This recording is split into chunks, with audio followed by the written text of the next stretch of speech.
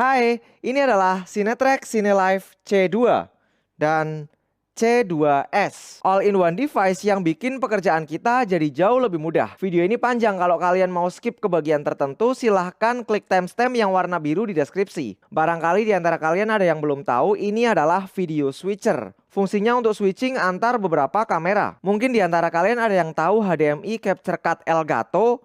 Nah, ini sama. Kalau Elgato itu cuman satu input aja.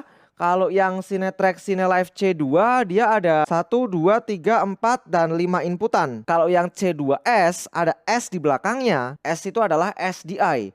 Jadi ada tambahan input 1, 2, 3, 4. Perbedaan antara C2 dan C2S ya di port SDI-nya aja. Jadi untuk varian yang C2 ini dia ada 5 input. Walaupun kelihatannya cuma 4. Tapi sebenarnya ada input lagi yaitu lewat USB. Jadi 1, 2, 3, 4 HDMI dan 1 USB. Total ada 5 input. Nah, kalau kalian butuh 5-5-nya HDMI, ya tinggal tambahin alat ini aja, USB to HDMI adapter. Tinggal colokin aja ke sini. Untuk yang varian C2, sekarang kalian udah punya 1, 2, 3, 4, dan 5 HDMI input. Nah, untuk yang C2S ini lebih menarik lagi. Dia ada tambahan SDI, 4 input dan 1 output. Jadi untuk yang varian C2S, kalian punya 9 inputan. HDMI 1, 2, 3, 4. SDI 5, 6, 7, 8 dan input yang ke-9 channel AUX atau pakai USB seperti ini. Aku pernah review Cinetrack C1 dan dulu aku bilang C1 itu switcher yang sempurna. Dan ketika muncul yang varian C2, ya ini lebih lagi fiturnya guys. Perbedaan yang paling terasa dari pendahulunya, kalau yang C2 ini kita bisa atur HDMI outputnya. Untuk yang C2 ini ada 2 HDMI output ya. Kita bisa atur mau nampilin apapun bisa. Mau nampilin channel 1 aja bisa, channel 2 aja bisa, mau nampilin multi-view bisa, mau nampilin preview atau program bisa. Nah, kalau yang C2S lebih menarik lagi. C2S ini punya 2 HDMI output, 1 SDI output, dan 1 LCD yang masing-masing 4-nya itu bisa kita atur masing-masing. Mau nampilin gambar yang beda, bisa. Nah, untuk di video kali ini kita bahas lebih detail untuk yang C2S aja ya. Fiturnya sama aja kayak C2, bedanya ada tambahan SDI aja. Sekarang mari kita lanjut bahas tombol-tombol yang ada di Cinetrack C2S. Mulai dari bagian pojok kiri atas, di sini ada tombol power sekaligus lock yang kalau kita pencet sekali dia bakalan nge-lock. Jadi tombol-tombol lain nggak berfungsi. Ini bagus kalau misalnya kalian mau tinggal switchernya gitu ya, biar nggak disentuh-sentuh orang. Terus kalau misalnya mau dipencet lagi dia bakalan unlock ya. Kalau kita pencet dan tahan, switchernya bakalan mati. Kemudian di sini ada tombol audio untuk mengatur audio tentu aja ya. Tapi sebenarnya semua tombol-tombol ini tuh kalian bisa akses lewat menu guys. Jadi tombol yang ada di sini tuh sifatnya shortcut aja. Ada logo, downstream key, PIP, chroma, ini adalah luma key, dan ini cam. Cam ini fungsinya untuk mengatur PTZ. Kalau teman-teman punya kamera PTZ seperti ini, misalnya Ops Bot Tail 2 kayak gini. Ini kita pencet cam, kita bisa atur gerakan kamera PTZ-nya pakai joystick ini. Nih ya, kiri, kanan, zoom bisa di sini, zoom out, zoom in. Kemudian di sini ada tombol pause yang artinya posisi. Kalau kita pencet, nih dia nggak berfungsi ya. Kita harus pencet cam dulu. Ini adalah masuk mode PTZ. Setelah ini masuk, kita pencet posisi, dia akan menyalakan seluruh tombol-tombol ini. Fitur ini tuh aku pribadi yang request guys, dan alhamdulillahnya dituruti sama Cinetrack. Jadi yang warna putih ini untuk set position, dan yang warna merah untuk call position. Misalnya teman-teman mau set nih, kamera PTZ-nya di bagian sini nih.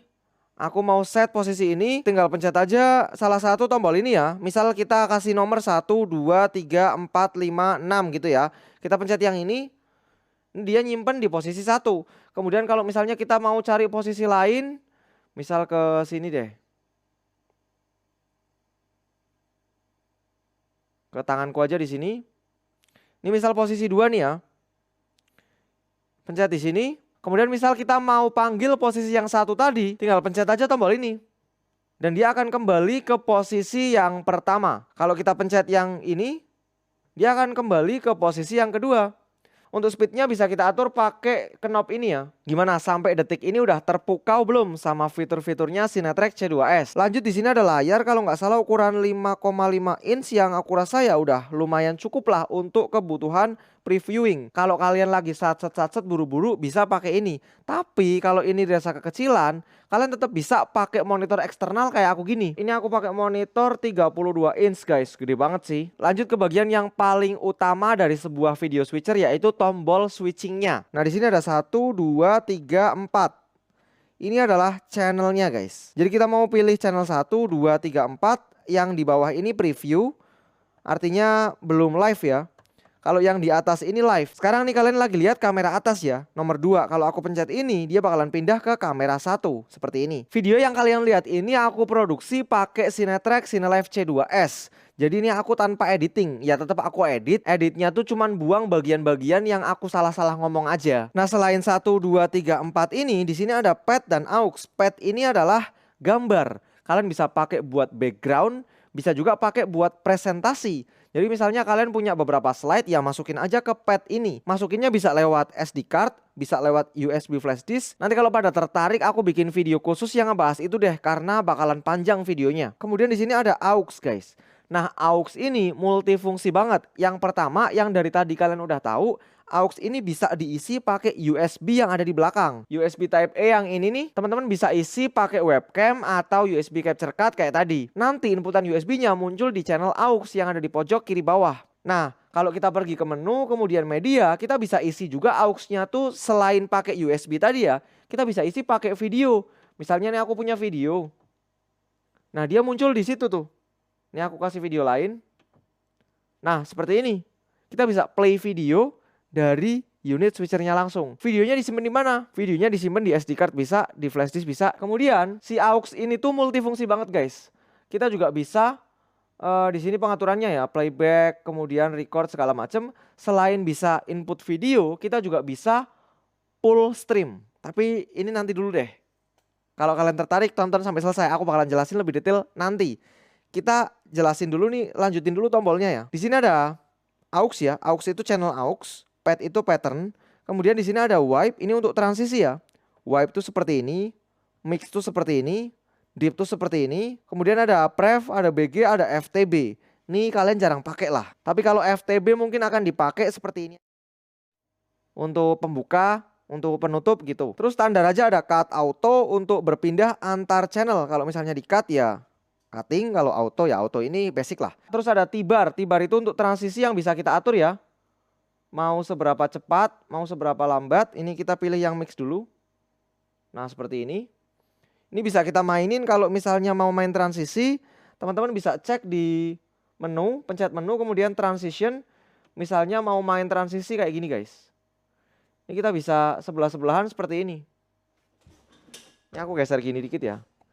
Jadi kita bisa sebelah-sebelahan seperti ini, main transisi nih. Kemudian lanjut di sini ada user, ini untuk manggil preset. Kalau misalnya teman-teman udah ngeset settingan ya. Ini ada 1, 2, 3, 4, 5, 6. Ada 4 settingan yang bisa teman-teman simpen. Nah nanti bisa di call sesuai eventnya mungkin. Jadi parameter-parameter tadi bisa disimpan di user ini.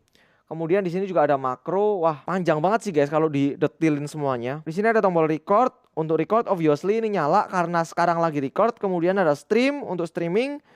Kemudian ada back media, play media, dan forward media ya.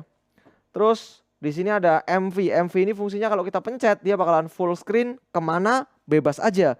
Bisa ke program, bisa juga kita atur nih di bagian port, output source, kemudian LCD out. Ini kita bisa atur. Misalnya kita mau full screen ke aux ya. Kita set di aux. Dia bakalan full screennya ke sini.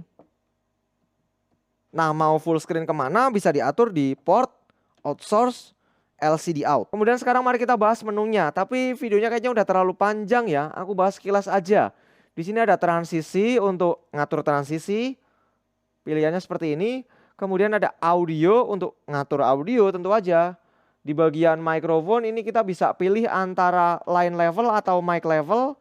Kemudian bagian headphone-nya kita bisa routing mau dengerin PGM atau mau dengerin masing-masing channel. Ini bisa kepake untuk Zoom dan hybrid event ya. Kemudian di sini ada image. Image ini untuk ngatur logo, untuk ngatur grafik yang tadi ya, pattern tadi. Dan untuk logonya, ini kita bisa atur misalnya on air nih ya. Ini aku kasih nyala di logo 1.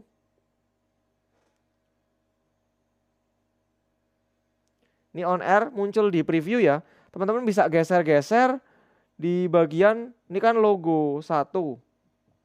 Bisa masuk ke logo 1 dan posisi. Nah, kita bisa pakai joystick ini untuk geser-geser si logonya nih. Nah, loh kenapa nggak bisa? Karena kita lagi pakai mode PTZ. Jadi sekarang nih dia ngontrol PTZ. Nah, kita matiin dulu mode PTZ-nya. Sekarang dia bisa buat ngontrol. Nah, kok nggak bisa? Kayaknya ini logo 2 deh. Logo 2. Nah, ini ya, udah geser ya. Ini kita bisa atur posisinya mau di mana. Misalnya mau nutupin muka gini, ya bisa aja. Kemudian di bagian media, ini tadi aku mau jelasin ya. Video tadi udah playback, loop atau single, basic lah. Kemudian record, kita bisa atur bitrate-nya maksimal sampai 30. Sekarang aku pakai 25 Mbps, kualitas gambarnya seperti ini. Kemudian di bagian frame rate-nya bisa kita atur dari 60 sampai 24. Formatnya lengkap. Kemudian pad-nya mau SD card atau USB flash disk bisa. Mau di format di sini bisa. Kemudian di sini ada push stream dan pull stream. Push itu dorong, pull itu tarik.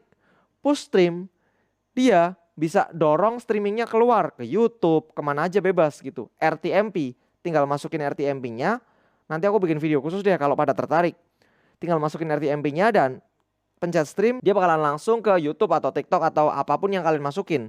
Kemudian yang bagian pull stream, nah dia tuh narik. Nah, ini juga menarik sih. Aku kasih demonya aja ya. Tutorialnya kalau pada tertarik bakalan aku bahas di video khusus. Jadi pull stream ini kebalikannya push stream. Dia menarik dan si Cinetrack C2S ini berfungsi sebagai server RTMP. Itu bisa kepake kalau kalian punya drone. Drone kalian kan bisa streaming RTMP tuh. Nah, bisa langsung live streaming seperti ini. Mungkin kalau mau dibahas lebih detail silahkan komen aja. Nanti aku bahas di video khusus biar lebih detail aja. Kemudian ke bawah ada NDI. Ini sekarang kita nyalain NDI-nya ya. Aku pakai OBS-Bot Tail 2. Pencet. Nah, udah masuk nih. Aku pakai OBS-Bot Tail 2. Kameranya di bawah sini. Biarin ya. Berantakan kalau aku tunjukin ke atas. Cuman nyala pakai satu kabel LAN aja. Dan kabel LAN-ku juga asik ya. Tipis banget ya. Ini kabel LAN biasa guys. Ini dia cuman pakai satu kabel LAN aja. Untuk power, untuk kontrol, dan untuk gambar via NDI. Itulah enaknya pakai kamera OBS-Bot Tail 2. Ya, atau kamera-kamera lain yang emang udah bisa NDI. Kita bisa masukin ke sini. Tentu aja NDI ini license yang perlu kita beli ya. Kalian bisa beli langsung di websitenya Cinetrack atau lewat DNK Pratama. Kemudian di bawahnya sini ada webcam. Webcam ini kalau kalian colokin USB webcam ke USB bakalan muncul di sini. Kemudian server ini adalah server untuk live streaming. Misal kalian masukin URL RTMP-nya YouTube bisa masuk ke sini. Dia bisa streaming sampai 2 platform sekaligus. Ini kayaknya udah terlalu panjang nggak sih guys? Masih ada nggak yang nonton sampai detik ini? Boleh dong komen-komen. Di sini ada PIP untuk picture in picture.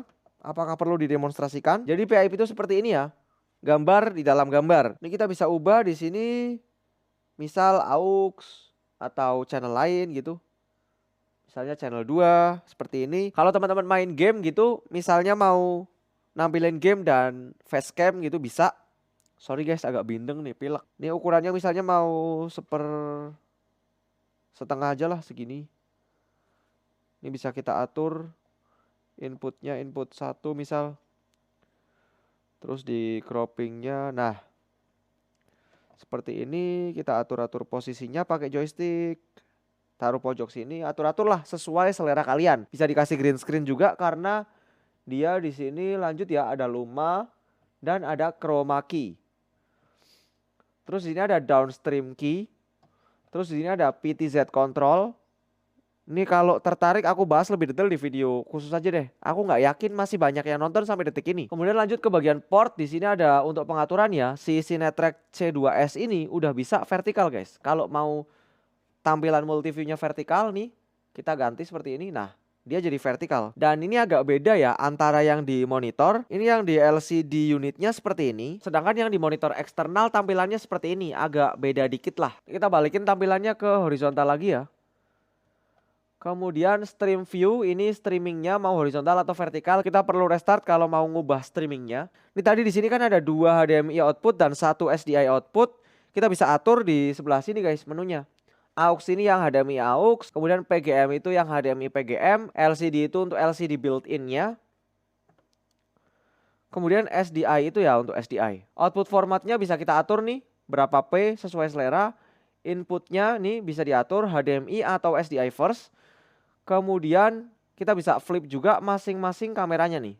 Mau di flip seperti apa bisa. Ya, oke. Kemudian user ini untuk settingan yang tadi dan setting ini ya untuk overall setting lah. Bonus info buat teman-teman yang nonton sampai sini. Jadi aku kan tadi bilang ada 9 input ya. 9 input bukan 9 channel. Jadi kalau misalnya kita colokin semuanya itu nggak bisa tampil terpreview 99-nya nggak bisa. Tapi kita bisa akalin guys, aku udah request fitur. Jadi kalau misalnya kita colokin 4 HDMI dan 4 SDI, kita pencet dan tahan tombol channel tersebut. Misal channel 1 ya, kita pencet dan tahan, dia bakalan berganti antara HDMI ke SDI. Atau kalau posisinya lagi di SDI, dia bakalan berganti dari SDI ke HDMI. Jadi kita nge-cheat seolah-olah punya 8 plus 1 ya, 9 channel switcher. Padahal cuma 4 plus 1, cuman di trik seolah-olah ada 8 plus 1. Kemudian dia juga masih punya fitur-fitur lain kayak yang ada di switcher sebelumnya ya, di stream series gitu.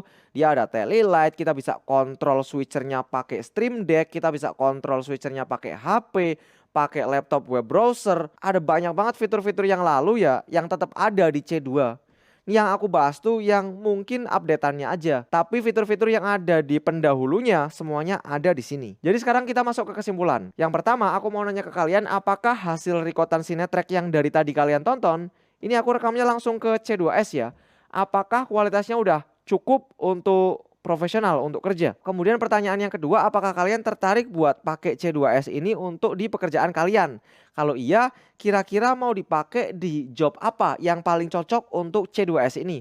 Boleh komen-komen di bawah ya. So far sih aku puas banget sama C2S ini dan Cinetrack secara overall brand, karena dia tuh mau dengerin apa kebutuhan kita. Dan Cinetrack juga makin versinya baru, makin sesuai dengan kebutuhanku, yang mana kebutuhanku itu aku ambil dari teman-teman sekitarku yang jasa live streaming gitu, kebutuhannya apa aku sampaikan ke Cinetrack dan dituruti fitur-fiturnya. Jadi semoga kedepannya Cinetrack makin bagus lagi dan makin sesuai lagi sama market kita ya di Indonesia. Segitu aja video kali ini. Kalau ada tambahan, kritik dan saran silahkan tinggalkan di kolom komentar. Sampai ketemu di kolom komentar dan matur nuwun.